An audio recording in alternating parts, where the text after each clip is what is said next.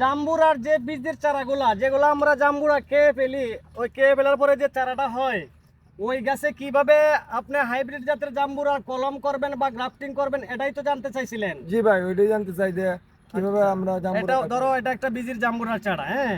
জি এটাকে দেখেন, এখান থেকে এটাকে সরিয়ে দিলাম।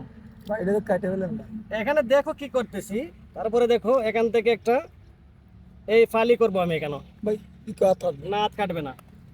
এটা কাঙ্ক্ষিত জাত, এটা হচ্ছে হাইব্রিড জাম্বুরা। তোমার বীজের গাছের উপরে ভালো জাতের সায়ান এইভাবে নিবা, নিয়ে দেখো কিভাবে এটাকে আমি বসাই এখানে।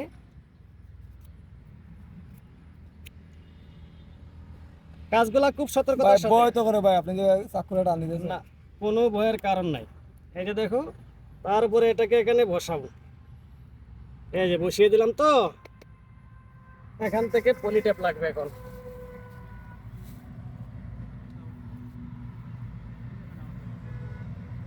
এটাকে টাইট করে বাঁধতে হবে, এই যে টাইট করে বাঁধতে হবে, আঙ্গুলের টানের সাথে এটা টাইট হয়ে যাবে। এই যে টাইট হয়ে গেল এটা। এখন আসবে আসবে না না ভাই। আবার আরেকটা পলি লাগবে ভাই। এটাকে এখান থেকে দেখো, এটার সারাটা ঢাইকা দিবা, কোনো অসুবিধা নেই, পাতলা পলি আছে, এটা ফুটে বের হয়ে যাবে। এই যে মাথা সহ ঢাইকা দিবা, এই চোখগুলা থেকে কুশি বের হবে।